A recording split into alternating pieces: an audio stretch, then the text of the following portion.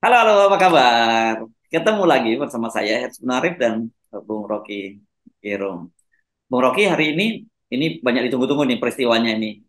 Ya, jadi pukul 10, pengacara Magdir Ismail yang dia nih punya klien Hermawan itu ya, Irwan Hermawan yang dalam kasus BTS itu akan membawa duit cash 27 miliar. Memang dalam dolar sih. Kalau kita dalam rupiah itu pasti wah, kita mesti bawa kendaraan khusus tuh bawa angka duit 27 miliar ya.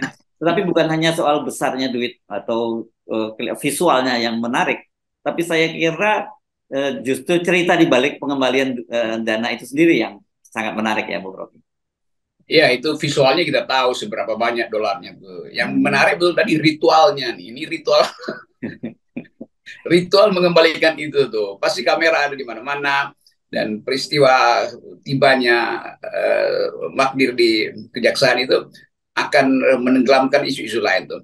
Karena Hmm. tetap di belakang yang nominal ini ada yang spektakuler, yaitu orang tahu ini apa yang terjadi sebetulnya sehingga tiba-tiba dana itu dikembalikan. Hmm. Kan itu pertanyaan pers. Walaupun pers sudah tahu itu motifnya apa, itu supaya Hmm. penghentian penyidikan segala macam, seolah-olah itu jadi tanda bahwa seseorang ingin jadi whistleblower segala macam. Tetapi itu nggak mungkin lagi dilakukan karena orang akan menguras daya analisisnya untuk mengkaitkan langsung pengembalian dana itu dengan seseorang yang mungkin sekarang juga lagi diincar untuk dilengsarkan atau di sebuah munas. Kira-kira begitu masalahnya itu. Tapi Nah, kita nggak mendahului itu. Yang kita ingin terangkan adalah memang ada korupsi dan memang ada pengumpul dana yang ingin memakai dana hasil korupsi itu juga untuk membatalkan tuntutan-tuntutan koruptif. Jadi dana dana iblis yang dikumpulkan oleh iblis untuk menyewa iblis supaya iblis yang paling gede itu jangan menghukum iblis-iblis kecil kan itu misalnya tuh. ya, ya, ya, ya. Ini yang namanya lingkaran setan yang benar tuh. Ya, ya. Dan ini sebenarnya membuka fakta pada kita. Ini jadi terbuka.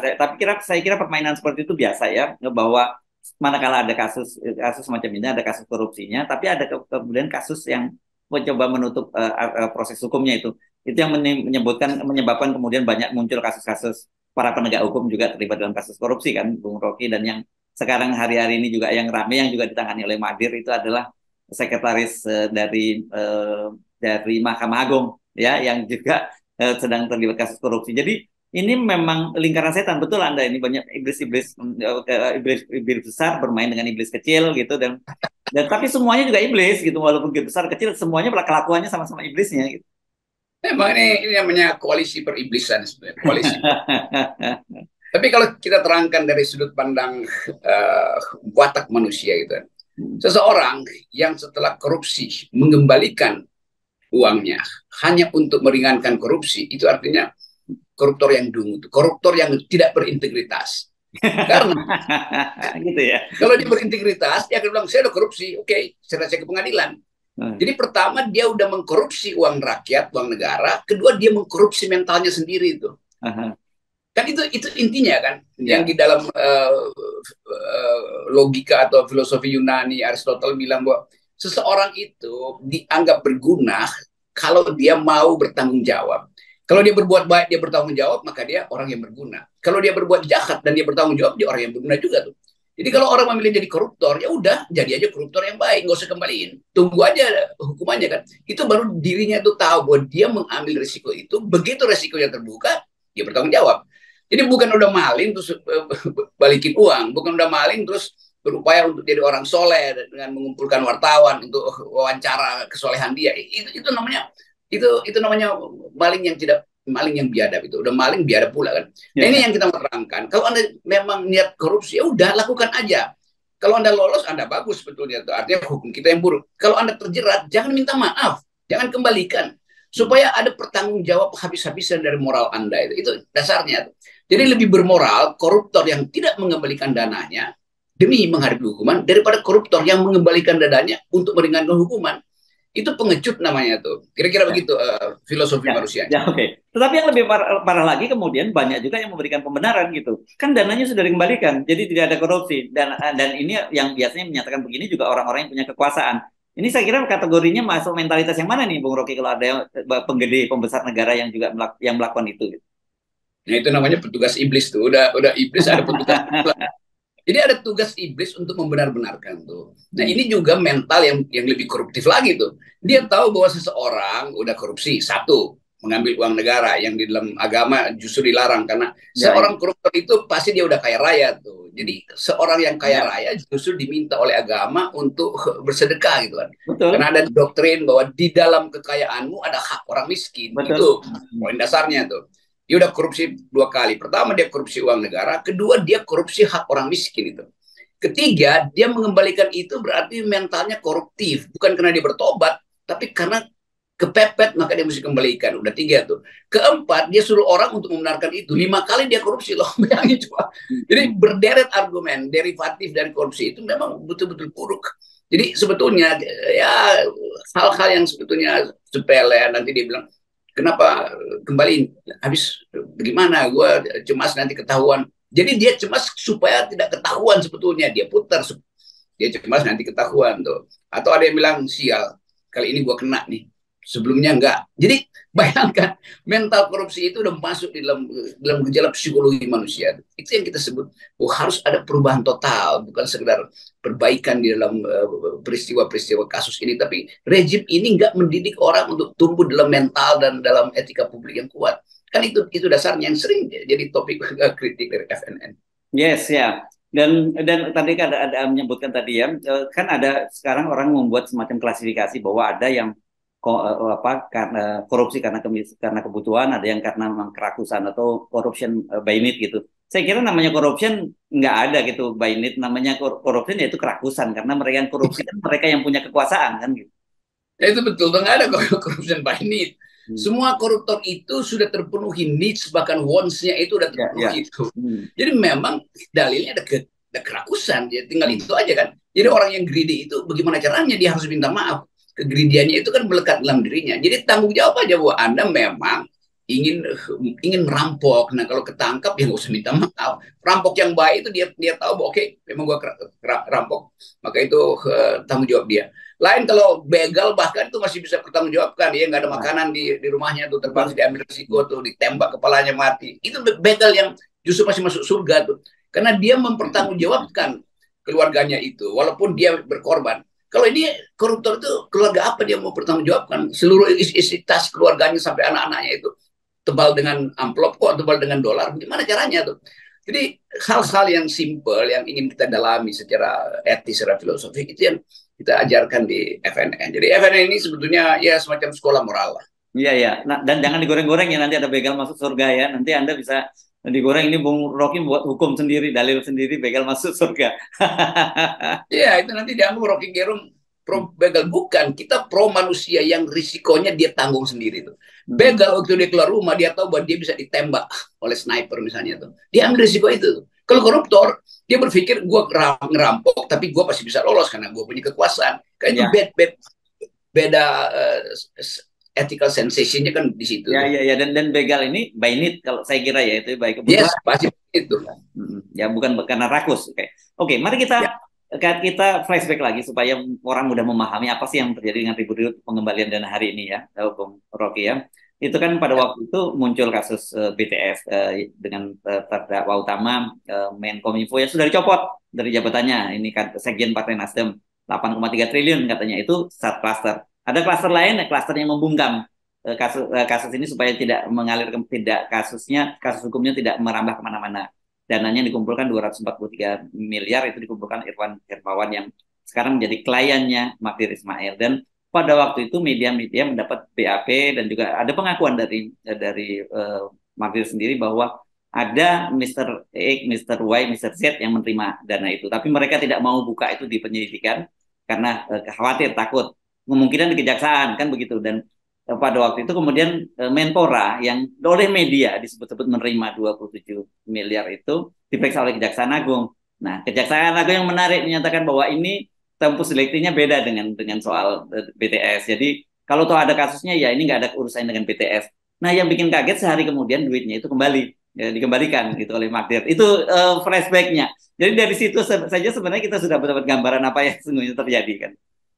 Ya, gambaran itu jelas bahwa komposisi dari kasus ini itu melibatkan paling nggak 2-3 tokoh kunci, dan 2-3 tokoh kunci itu mungkin sekali atau ya, kita pastikan aja bahwa tokoh kunci itu artinya tokoh yang punya kemampuan untuk sebut aja memastikan bahwa itu nggak akan tercium, dan ternyata tercium kan. Jadi tokoh-tokoh ini yang mesti diperiksa, yang nama-namanya udah disebut tuh. Sekarang ada nama Erlangga di situ tuh yang secara algoritma pikiran itu dikaitkan dengan uang itu karena datang dari staf beliau itu di dalam hipotesis publik begitu tuh. Dan orang akan tunggu lagi tuh, kalau begitu ada dana lain nggak yang masuk ke PDIP itu? Jangan Golkar aja dong. Ada dana lain nggak yang masuk ke Gerindra? Jangan Nasdem aja dong. Jadi semua kecurigaan itu tumpah hari ini nih. Tapi kalau kita lihat sebetulnya, ya apa poinnya di situ? Ya poinnya adalah bancakan dari awal yang direncanakan untuk kerakusan itu kan. Nah ini intinya di situ sebetulnya. Tapi kalau kita lihat sebagai isu, ya mungkin orang menganggap ini isu ini akan berhenti pada Johnny Plate itu. Kenapa? Karena isu ini dibuka di tahun politik. Demikian halnya dengan kalau kita tadi, kenapa isu JIS terus menerus? Ya karena dibuka di tahun politik kan. Soal rumput aja itu udah berbulan-bulan dibahas-bahas. Kenapa isu Al Zaitun terus menerus jadi hatan? Ya karena isu itu dibuka di tahun politik. Jadi semua ini adalah isu yang disodorkan dalam perebutan kursi politik sebetulnya. Itu aja. Konteksnya di situ tuh. Soal detailnya ya sudah kita tunggu persidangan berikutnya. Ya, dan saya kira memang benar kalau seperti dikatakan oleh Magdir Ismail bahwa dia kembalikan ini dan bola selanjutnya ada di tangan kejaksaan kan begitu ya. Karena tadi kalau ada nama-nama yang disebut tadi mulai dari perusahaan suaminya Puan, kemudian ada Wakil Ketua Umum Partai Gerindra Sugiono, Anda nyebut nama Erlangga tadi kan, itu nama-nama yang sebut di media massa, dan saya kira supaya mereka juga tidak punya beban, ya harus diperiksa juga oleh kejaksaan, dan dari situ nanti kejaksaan bagaimana menentukan konstruksi hukumnya gitu. Ya kita ingin, jadi poin kita selalu coba bersihkan dari awal supaya nggak ada apa namanya excess baggage, apa namanya beban sampah yang akan dibawa oleh partai-partai ini melewati 2004. Demikian juga tokoh-tokoh yang disebutkan. Itu pentingnya satu filter terakhir yaitu kasus BTS ini. Jadi, mumpung Surya Paloh masih berniat untuk jadi koboi itu, bagaimana kalau dia akhirnya memutuskan untuk ya udah dia turun dari kuda tuh dan diserahkan pistol pada orang lain tuh kan kasusnya artinya dia nggak bertambah kan. Itu sebetulnya intinya tuh. Nah, demikian juga isu-isu yang beredar sekitar tokoh-tokoh Gerindra tuh. Nanti Pak Prabowo nanti akan dapat pertanyaan yang sama misalnya waktu debat presiden. Kan itu ngaco kan. Walaupun misalnya debatnya diatur hanya isu ini, isu itu. Tapi bisa pers ajukan pertanyaan. Doorstop misalnya tuh. Jadi hal-hal ini yang mesti dibersihkan. Demikian juga Golkar, juga PDIP. Tetapi kita tahu bahwa ini bagaimana bersihnya tuh. Kalau misalnya sapu terakhir yang harus membersihkan itu adalah Pak Jokowi sendiri itu. Bagaimana kalau sapu itu akhirnya diminta untuk membersihkan istana kepresidenan sendiri? Kan rumit kan. Tetapi tetap kita tahu bahwa pasti akan ada cara itu. Cara yang paling drastis tentu rakyat merasa kalian semua terlibat. Mari kita lakukan people power tuh. Dan itu mulai terjadi di daerah-daerah kan. Sebetulnya isu ini masuk ke kuping pejabat-pejabat daerah yang berupaya untuk menganggap, maksud saya beberapa pejabat daerah merasa bahwa ada yang nggak beres kok di Jakarta tuh. Jadi bisa justru protes paling total itu datang dari beberapa pejabat daerah, dari bupati yang betul-betul masih punya integritas tuh. Nah itu yang sedang kita baca supaya jangan terus-menerus isunya soal Zaitun tuh. Ini ada hal yang lebih fundamental. Ya. Oke. Dan jelas memang dalam hal ini potensi kasus itu meledak itu pasti ada ya, dan kemudian bisa saja terjadi di belakang layar ada tawar-menawar lagi. Karena kita tahu bahwa sekarang ini tentu saja yang jadi korban itu adalah Nasdem, ya kan, karena menterinya sudah dicopot dan tidak jadi terdakwa begitu. Dan saya tidak tahu apakah ini ada kaitannya juga, karena terlihat ini hari Ahad nanti Nasdem itu akan menggelar apel siaga. Ini mereka mengerahkan massa besar-besaran ke Gelora Bung Karno Jakarta. Bung Rocky mengundang Anies Baswedan, mengundang partai koalisinya Nasdem dan Demokrat dan PKS. Dan ini saya baca di media, saya nggak tahu, angkanya katanya sudah yang akan hadir sampai 200.000. Saya nggak tahu betul. Ini berarti show of force dong ya, berarti Nasdem sekarang ini. Iya, saya mau ingatkan, jangan sampai show of force ini justru sekedar show-nya doang, sementara di dalam Nasdem sendiri force-nya nggak ada tuh. Kan show-nya bisa terlihat karena kumpulan massa tuh. Dan saya bisa pastikan bahwa massa itu bukan massa partai, itu pasti massa relawan. Karena yang tergoda untuk terus membela Anies adalah relawan. Partainya Hmm. justru kok nggak terlalu bersemangat tuh. Karena sampai sekarang tuh nggak ada semacam gentleman agreement di antara tiga partai itu siapa wakil presidennya tuh. Itu juga yang membuat Anies Hmm. itu menunggu sebetulnya dari luar mau lihat sinyal. Di dukungannya seberapa sih? Pasti dukungan relawan itu gede. Tapi Hmm. itu bukan pertanda bahwa koalisi Anies ini udah menemukan satu calon. Kalau udah dapet satu calon, langsung aja di dalam himpunan 200.000 orang besok itu atau apa kabar nanti itu Besok hari hari 3 hari lagi dari sekarang hari ya, Ahad. ya hari Minggu nanti langsung diucapin aja kan dan bocorannya ke pers tuh, supaya justru makin banyak orang datang ke situ kan. Hmm. Tapi kalau itu sekedar show dan force-nya masih harus dikalkulasikan secara material, kalau secara ideologis ya nggak perlu lagi kan. Tapi secara material, artinya itu tambahnya apa, itu orang akan Ya. duga kok. Nasdem, PKS, Demokrat hanya memanfaatkan kedatangan Anies dan memanfaatkan dukungan relawan. Padahal ini bukan soal relawan. Relawan dari awal udah dukung Anies tuh. Ini soal tiga partai yang mesti ada keputusan final pada 2 hari ini. Siapa yang akan diucapkan Anies? Kan Anies janjikan itu dia akan ucapkan. Nah Anies mungkin masih cemas nih kalau ternyata coba kita bayangkan ya tanggal hari Minggu itu 200.000 relawan tambahin 10% lagi itu 220.000 relawan tuh karena masih ada 3-4 hari itu berkumpul di situ. Relawan mau ngapain? Dia bukan ingin mengelulukan Anies, dia ingin menunggu ucapan Anies tentang wakil presidennya siapa. Itu intinya tuh. Hmm. Jadi Hmm. bayangkan misalnya kalau itu udah bocor ke istana, tentu istana akan lakukan preemptif supaya mencegah Anies mengucapkan wakil presiden. Kan itu akan membelah perhatian publik kan. Begitu Anies ucapkan wakil presidennya, politik Indonesia pasti berubah karena nanti JIS-nya nggak dibicarain lagi, Al Zaitun udah selesai itu karena fokusnya akan pada Anies. Begitu fokus pada Anies, elektabilitasnya membuncrah lagi tuh. Lalu mulai panik lagi Pak Jokowi itu, mulai panik lagi pesaing-pesaingnya kan. Itu yang kita bisa bayangkan secara